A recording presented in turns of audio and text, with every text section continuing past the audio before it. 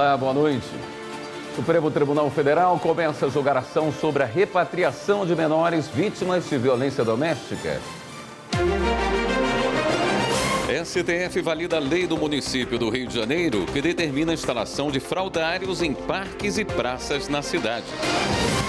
O Superior Tribunal de Justiça mantém preso o motorista acusado de homicídio qualificado após perseguição no trânsito. Influenciador Nego Di vira réu na Justiça Gaúcha por estelionato e fraude em rifa de carro de luxo. E ainda, o Ministério Público pede a aplicação do Programa de Avaliação Seriada, o PAS, da Universidade de Brasília, para jovens do sistema socioeducativo. O Jornal da Justiça desta quinta-feira, 6 de fevereiro, começa agora.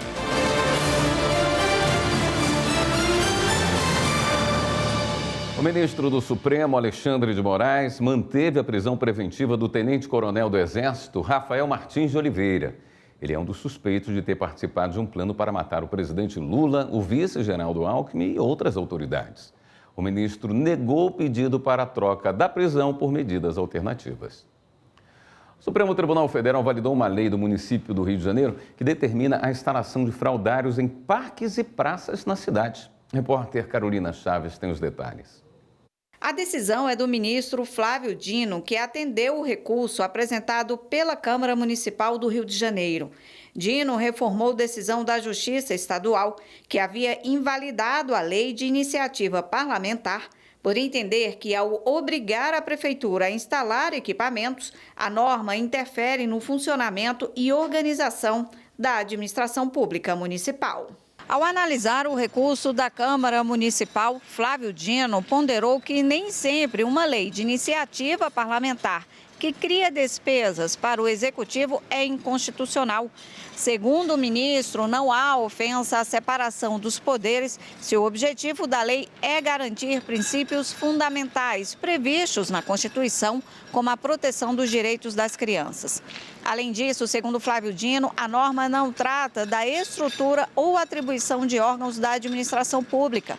Por isso, a Prefeitura ainda terá o poder de regulamentar a norma e definir a maneira de realizar as obras ou reformas dos fraudários. O Supremo invalidou uma lei municipal de Uberlândia, interior de Minas Gerais, que proíbe a linguagem neutra em escolas. O plenário da Corte aplicou o entendimento de que o município não tem competência para legislar sobre diretrizes e bases da educação. As informações com a Evelyn Araújo. A lei proibia o uso de linguagem neutra e dialeto não binário na grade curricular e no material didático de escolas públicas ou privadas do município. O entendimento do STF é de que compete à União estabelecer normas gerais sobre educação e ensino. O colegiado seguiu o voto da relatora, ministra Carmen Lúcia. Segundo ela, a legislação, a pretexto de regulamentar a matéria de interesse local, interferiu de forma indevida no currículo pedagógico de instituições de ensino vinculadas à Lei de Diretrizes e Bases da Educação Nacional. A ministra ressaltou ainda que a língua portuguesa no currículo escolar é obrigatória e abrange o conhecimento de formas diversas de expressão. O Tribunal Superior Eleitoral confirmou o registro de prefeito eleito em Camaragibe, Pernambuco. Quem traz os detalhes é a repórter Viviane Novaes. A Justiça Eleitoral de Camaragibe, na região metropolitana de Recife, havia impugnado a candidatura a prefeito de Diego da Rocha Cabral, do Republicanos, a pedido da coligação União e Trabalho. A alegação foi de que Diego não teria se desincompatibilizado do cargo de secretário de Serviços Públicos da cidade para se candidatar a prefeito. O político recorreu da decisão e o Tribunal Regional Eleitoral de Pernambuco deferiu o registro. Mas a coligação entrou com recurso no Tribunal Superior Eleitoral. Alegou que Diego Cabral ainda se apresentava como gestor público nas redes sociais, mesmo depois da exoneração do cargo de secretário. O relator do processo no TSE, ministro Floriano de Azevedo Marques, confirmou a decisão do Tribunal Regional Eleitoral. Com base no processo, o magistrado informou que Diego se desligou formalmente do cargo de secretário municipal para ser candidato a prefeito e que ele registrou nos autos o ato de exoneração e a portaria de nomeação do substituto, dentro do prazo determinado pela lei de inelegibilidade. Na decisão, o ministro afirmou: Não se provou que o candidato exerceu comando sobre os servidores, fez determinações a serem cumpridas ou praticou atos de fato ou de direito como secretário. Ao contrário, o que se viu foi o candidato valorizando o trabalho antes feito e colando sua campanha no sucesso alegado da administração. Todos os ministros acompanharam o voto do relator para manter o registro do prefeito eleito de Camaragibe. Após denúncia do Ministério Público Federal, um homem foi condenado na Paraíba por incitação ao preconceito religioso. Márcio Fontinelli. Um homem que em 2012 destruiu objetos sagrados na Paraíba foi condenado pela Justiça a 2 anos de reclusão, além do pagamento de multa e prestação de serviços comunitários, por incitação ao preconceito religioso, equiparada ao crime de racismo. O episódio foi denunciado pelo Ministério Público Federal e foi discutido em várias instâncias da Justiça. Para o MPF, o caso reforça a interpretação de que ataques contra religiões de matriz africana representam discriminação racial, o que aumenta a proteção constitucional contra crimes de ódio e intolerância religiosa no Brasil. O Conselho Superior do Ministério Público Federal cria Grupo Nacional de Apoio ao Enfrentamento ao Crime Organizado. Operação na Reserva Chico Mendes combate crimes ambientais. Polícia Federal investiga cartel de distribuição de combustíveis. E criminosos usam identidade fictícia de idosos para sacar 23 milhões de reais. Confira os destaques. A Polícia Federal fez operação contra um grupo suspeito de falsificar documentos para obter benefícios e empréstimos consignados em nome de idosos fictícios. As investigações são no Distrito Federal, Piauí, São Paulo e Goiás. As fraudes causaram prejuízo de 23 milhões de reais aos cofres públicos. A Justiça Federal determinou diversas medidas cautelares, incluindo mandados de busca e apreensão, bloqueio de contas bancárias, cancelamento de CPFs fraudulentos, suspensão de benefícios irregulares e sequestro de bens. A PF instaurou um inquérito para investigar a atuação do crime organizado na distribuição de combustíveis. O foco é a formação de cartéis para desarticular a infiltração criminosa de pessoas no setor e fortalecer os mecanismos de fiscalização, garantindo que o mercado opere de maneira justa e transparente. A medida foi anunciada pelo ministro da Justiça, Ricardo Lewandowski, durante a primeira reunião do Núcleo de Combate ao Crime Organizado. Polícia Federal combate crimes ambientais na reserva extrativista Chico Mendes, em Chapuri, no Acre. Segundo a PF, os investigados praticaram diversas infrações, como invasão de terra pública, desmatamento, exploração ilegal de pecuária e outras atividades prejudiciais ao meio ambiente que afetam o ecossistema e os povos tradicionais que dependem da reserva para a sobrevivência. A PF cumpriu 9 mandados de busca e apreensão expedidos pela Justiça Federal do Acre. O Conselho Superior do Ministério Público Federal aprovou a criação do Grupo Nacional de Apoio ao Enfrentamento ao Crime Organizado, o GAECO Nacional. A medida para fortalecer e integrar a atuação do MPF no combate ao crime organizado em todo o país. O GAECO Nacional terá função executiva e de coordenação e vai dar apoio especializado aos procuradores na repressão às organizações criminosas, sobretudo em atividades de inteligência. O Ministério Público pediu à Polícia Federal a abertura de um inquérito para apurar garimpo ilegal na terra indígena Setemã, no Amazonas. Anderson Arcoverde tem mais informações.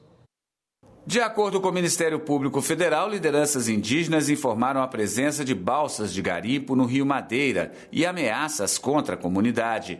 Segundo os indígenas, a presença das embarcações não autorizadas ocorre durante todo o ano, sem nenhuma repressão das autoridades competentes. A comunidade reclama ainda da falta de assistência pela FUNAI, a Fundação Nacional dos Povos Indígenas. Em agosto do ano passado, a Polícia Federal realizou uma operação de combate ao garimpo ilegal. No entanto, o Ministério Público reuniu provas que confirmam a presença de balsas e o impacto ambiental na região. A atividade garimpeira compromete a qualidade da água nos territórios indígenas, além de apresentar inúmeros danos à saúde da comunidade. E a Polícia Civil do Rio de Janeiro fez uma operação para desarticular uma quadrilha especializada em furtar combustível de dutos subterrâneos da Petrobras. Manuela Borges com as informações. Durante a ação, foram cumpridos mandados de busca e apreensão na casa dos investigados, empresas de fachada e depósitos clandestinos. Um dos alvos é Vinícius Drummond, filho do bicheiro Luizinho Drummond, apontado como líder do esquema. De acordo com as investigações, o grupo atuava no Rio de Janeiro e em outros estados, extraindo petróleo dos dutos para revender como matéria-prima na produção de asfalto e outros derivados. Os criminosos utilizavam equipamentos próprios para os furtos e alugavam veículos para o transporte do combustível roubado. A polícia informou que a compra dos maquinários e o pagamento de funcionários envolvidos no esquema eram financiados com recursos do jogo do bicho. A seguir, o Ministério Público pede a aplicação do programa de avaliação seriada, o PAS, da Universidade de Brasília, para jovens do sistema socioeducativo. E a gente traz as informações da sessão plenária de hoje no Supremo Tribunal Federal. Voltamos em instantes.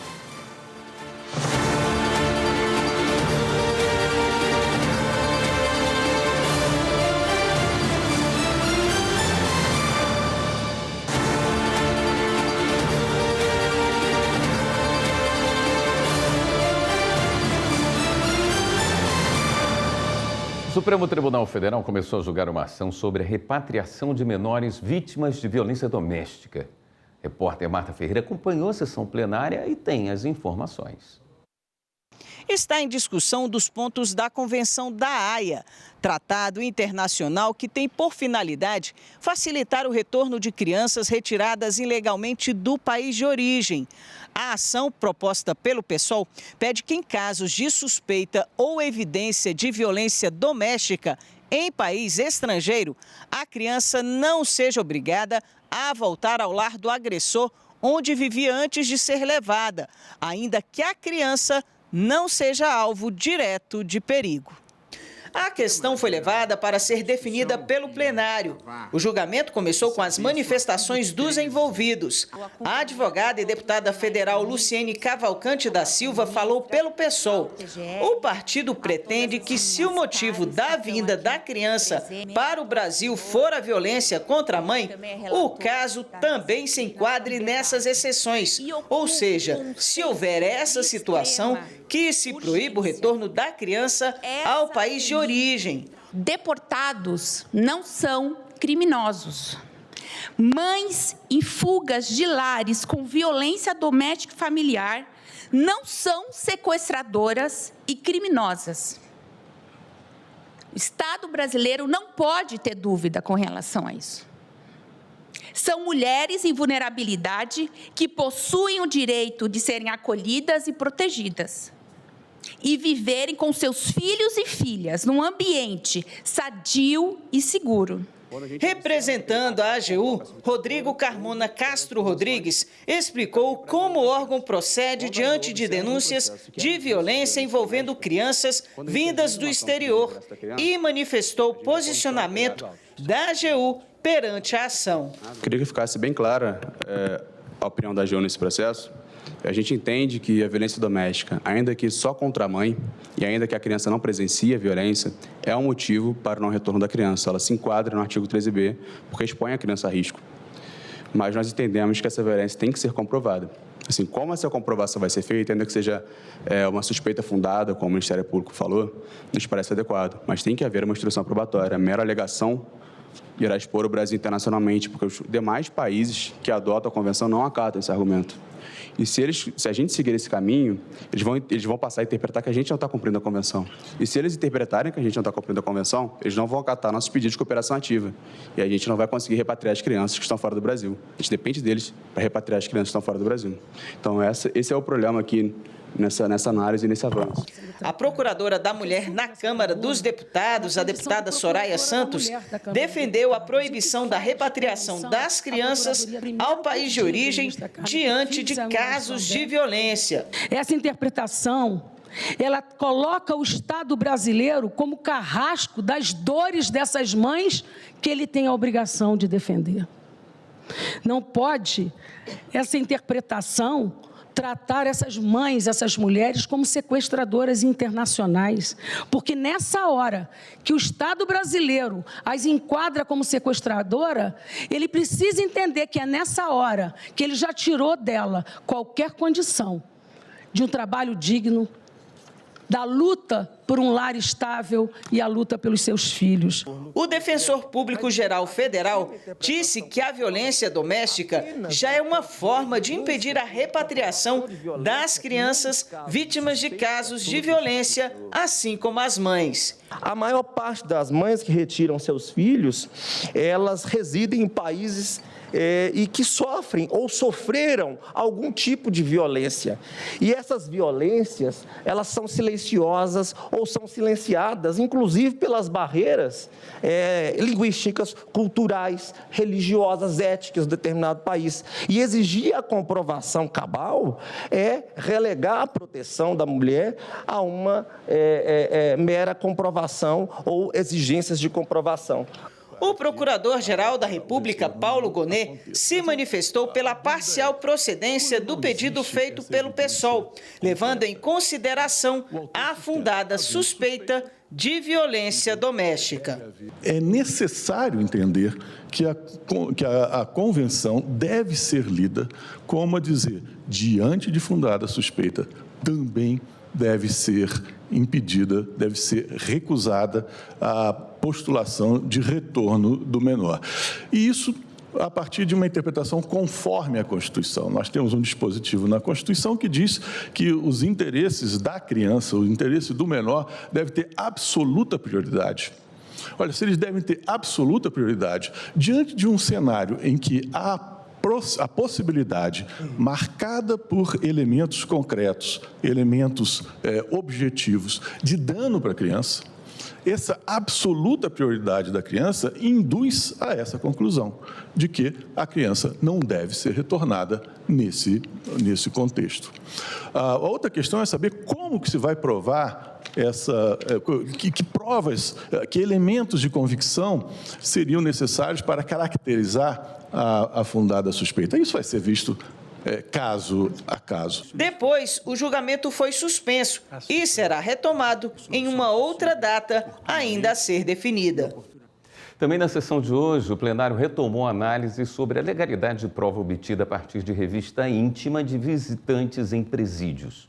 O julgamento começou no virtual e migrou para o presencial. O relator, ministro Edson Fachin, votou pela proibição da revista íntima vexatória por considerar violação à dignidade da pessoa humana. O ministro Alexandre de Moraes divergiu. Depois, o julgamento foi suspenso e será retomado na próxima semana. O Ministério Público do Distrito Federal recomendou à Subsecretaria do Sistema Socioeducativo do DF que jovens em unidades de internação possam participar do Programa de Avaliação Seriada, o PAS, da Universidade de Brasília. Repórter Manuela Borges explica. A recomendação é para que as unidades de internação do DF tomem medidas para que as provas do PAS possam ser aplicadas dentro dos espaços que abrigam jovens em conflito com a lei.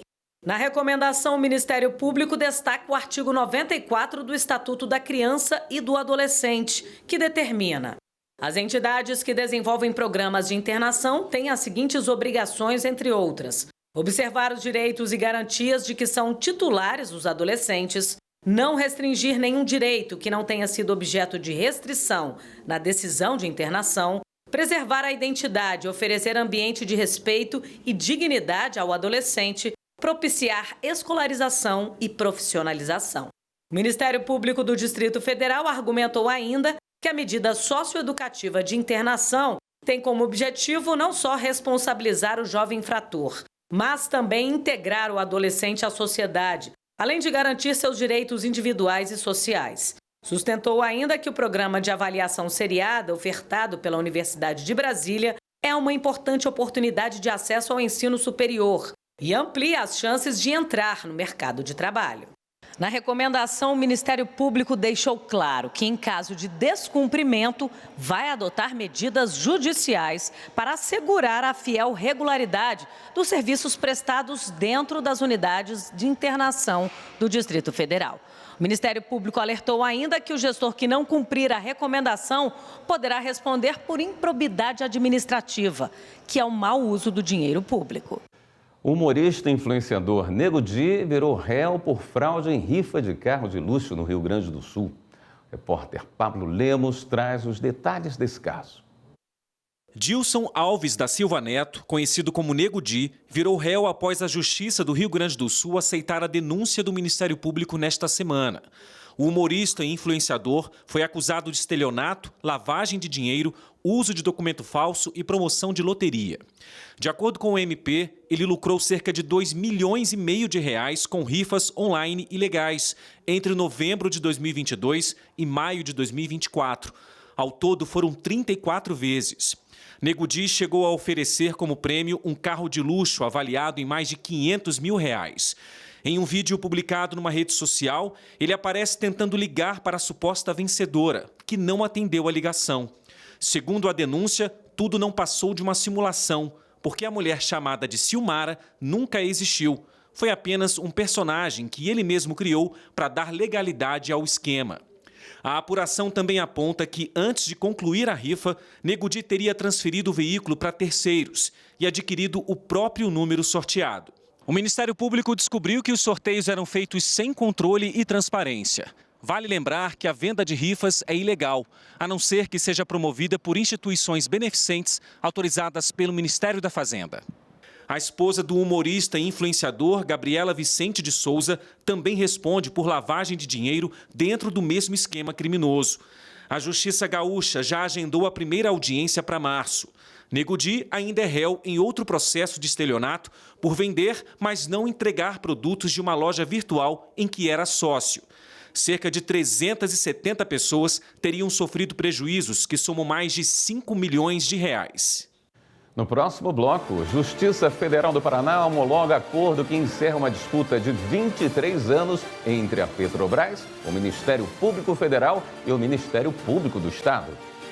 O Superior Tribunal de Justiça mantém preso o motorista acusado de homicídio qualificado após perseguição no trânsito. Os detalhes já já.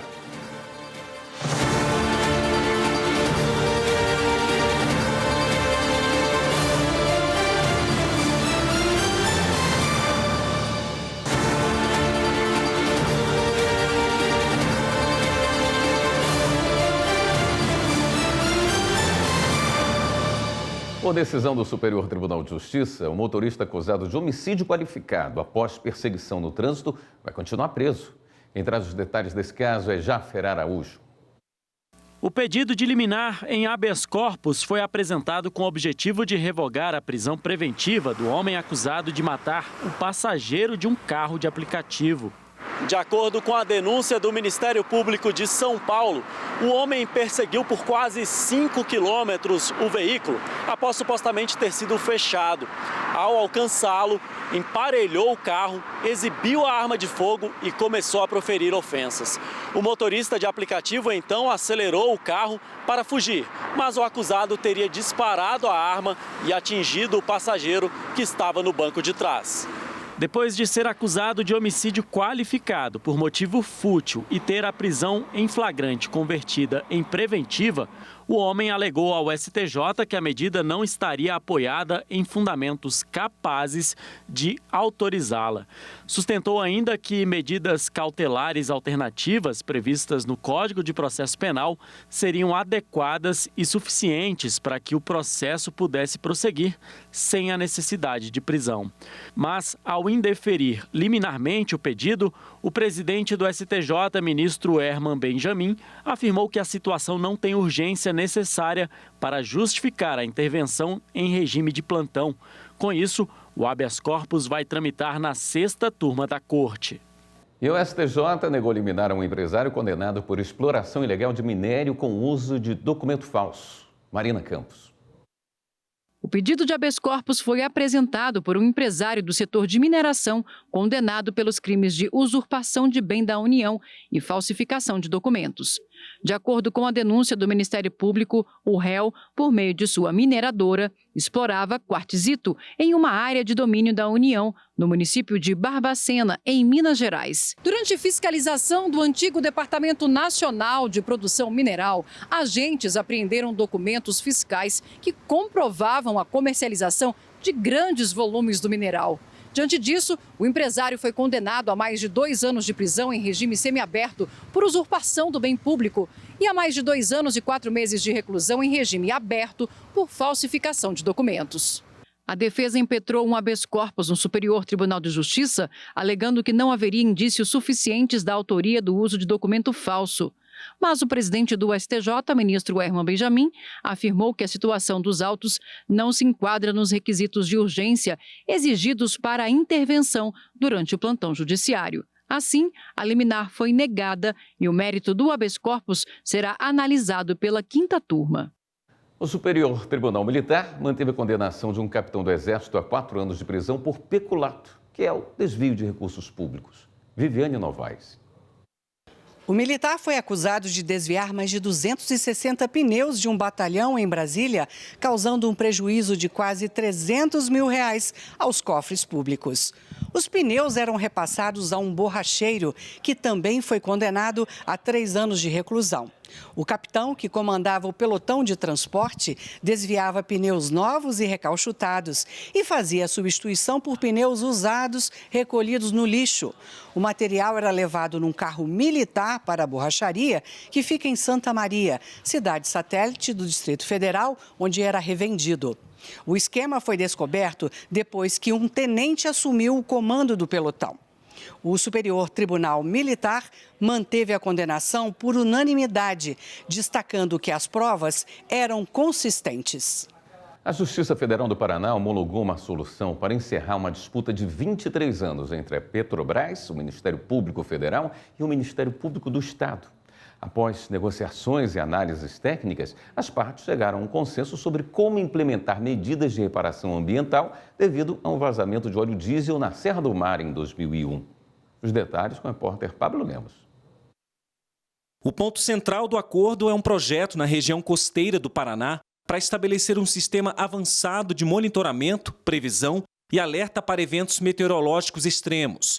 Também foi acordado, entre outros pontos, que as partes vão trabalhar de forma preventiva para evitar ocupações irregulares em áreas sensíveis, como os mangues. A implementação completa das iniciativas nos 7 municípios que compõem a região, entre eles Antonina e Morretes, deve ser concluída em 3 ou 4 anos.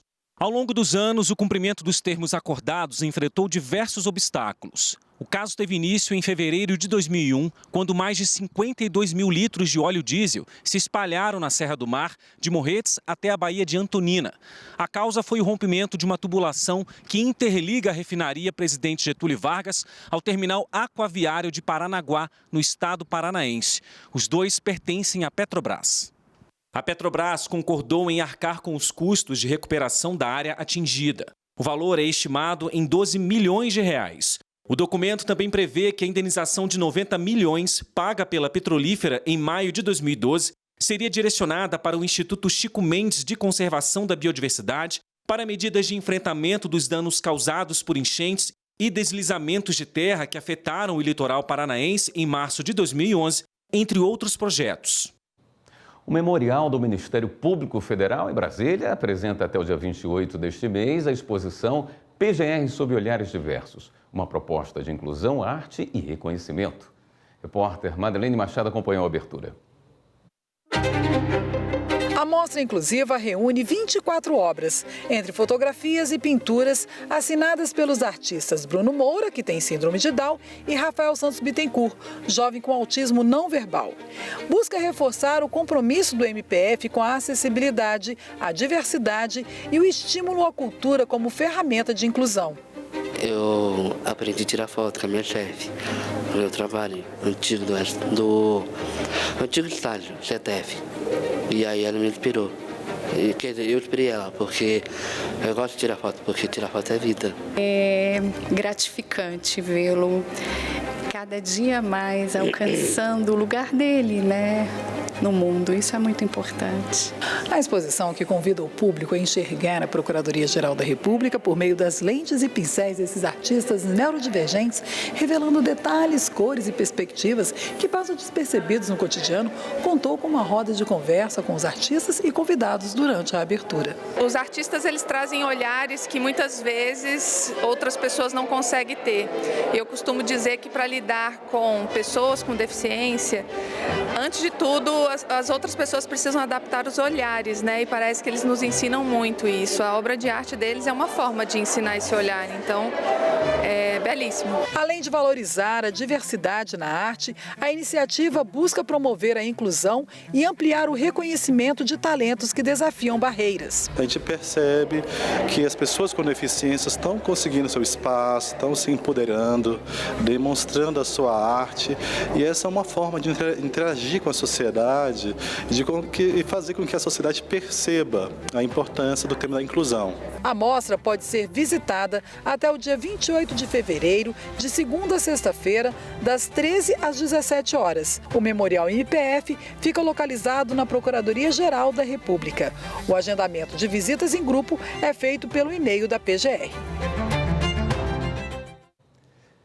Esta edição do Jornal da Justiça fica por aqui. Boa noite, até amanhã.